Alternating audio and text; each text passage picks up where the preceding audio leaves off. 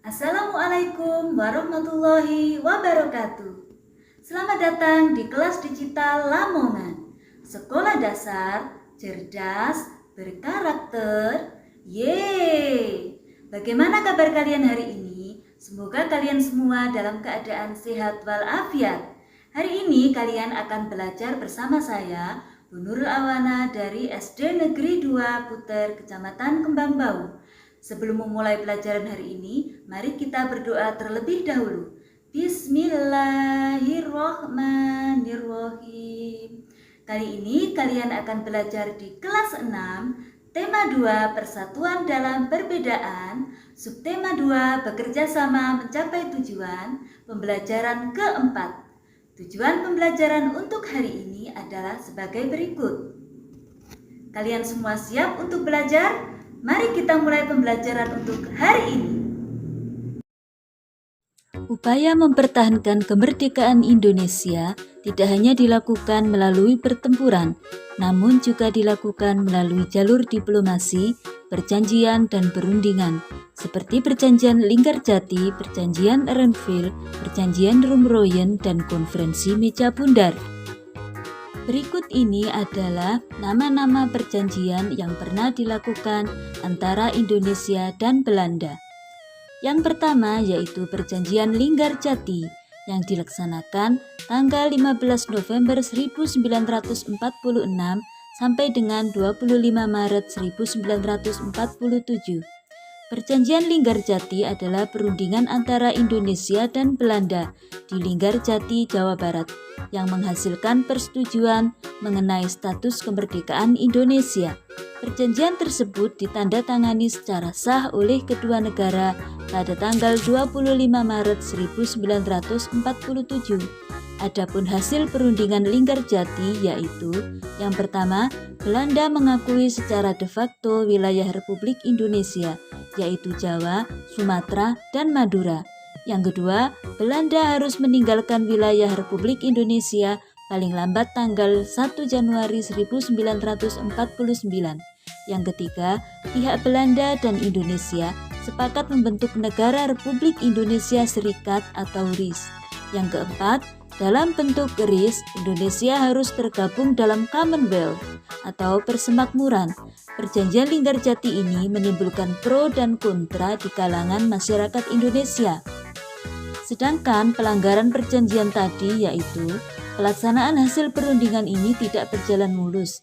Pada tanggal 20 Juli 1947, Gubernur Jenderal H.J. Van Mook akhirnya menyatakan bahwa Belanda tidak terikat lagi dengan perjanjian ini.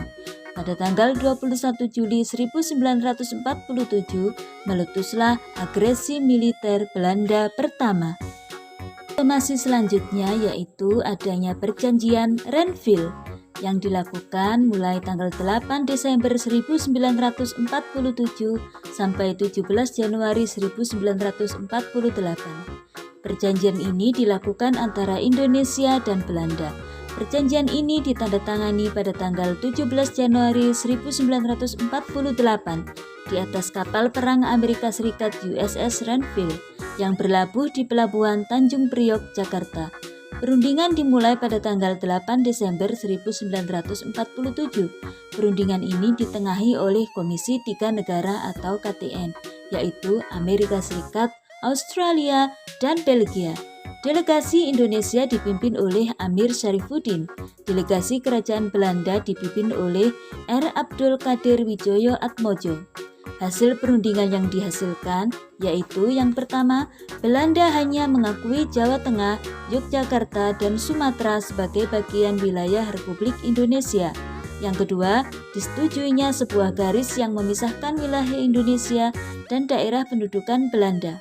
Yang ketiga, Tentara Nasional Indonesia harus ditarik mundur dari daerah-daerah kantongnya di wilayah pendudukan di Jawa Barat dan Jawa Timur. Berikutnya ada Perjanjian Rumroyen yang berlangsung mulai tanggal 14 April 1949 sampai dengan tanggal 7 Mei 1949. Perjanjian ini dimulai pada tanggal 14 April 1949 dan ditandatangani pada tanggal 7 Mei 1949 di Hotel Des Indes, Jakarta.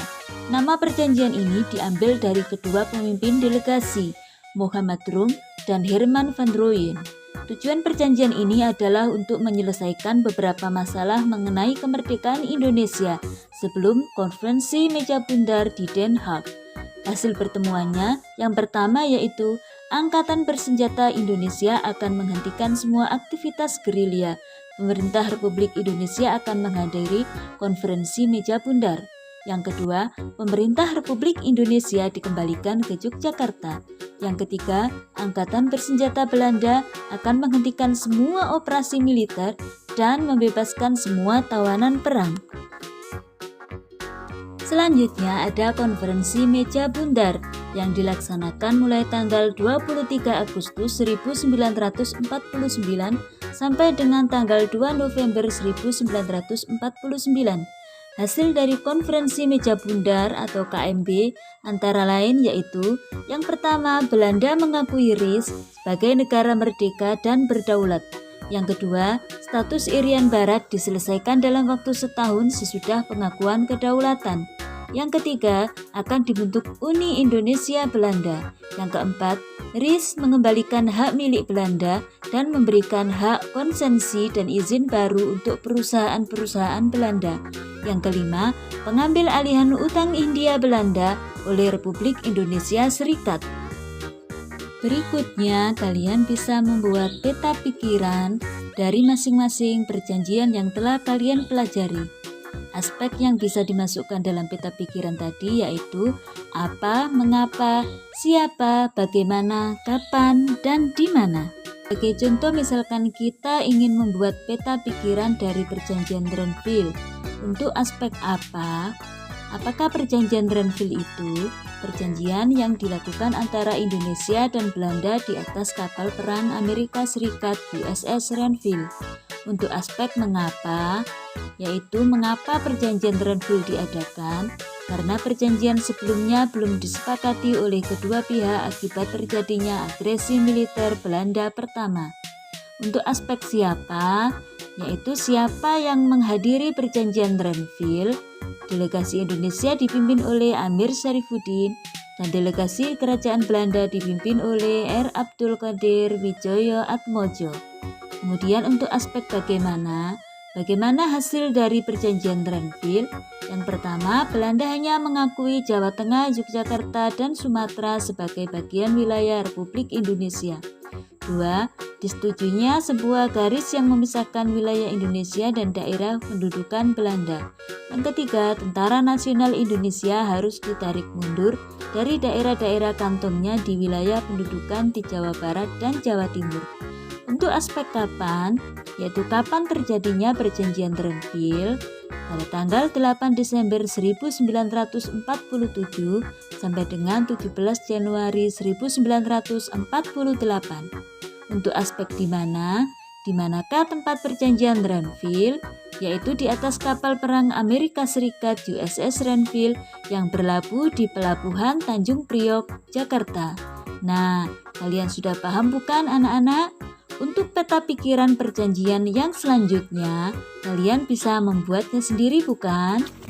Sekarang kamu sudah mengetahui bahwa upaya mempertahankan kemerdekaan Indonesia juga dilakukan melalui upaya diplomasi untuk mencapai kesepakatan. Agar tujuan diplomasi tercapai, maka diperlukan kerjasama dan persatuan dari semua pihak. Nah, berikut ini ada beberapa pertanyaan tentang persatuan dan kesatuan. Yang pertama, apa makna persatuan dan kesatuan menurut pendapatmu? Ya, betul sekali. Dengan adanya persatuan dan kesatuan, kita dapat melakukan banyak hal dan dapat bekerja sama untuk mencapai tujuan bersama. Selanjutnya, apa contoh sikap yang menunjukkan persatuan dan kesatuan dalam kehidupan sehari-hari? Jelaskan. Ya, betul. Menciptakan suasana rukun, melaksanakan tanggung jawab, saling menghormati antar sesama, mematuhi peraturan yang berlaku, saling tolong-menolong dengan sesama, dan lain sebagainya. Pertanyaan selanjutnya, apa manfaat dari persatuan dan kesatuan? Ya, pintar. Persatuan dan kesatuan dapat mempermudah pekerjaan.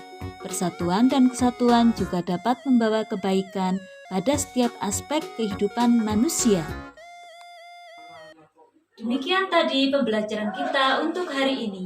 Jangan lupa untuk selalu menjaga kesehatan dimanapun kalian berada. Tetap semangat belajar bersama kelas digital Lamongan. Assalamualaikum warahmatullahi wabarakatuh.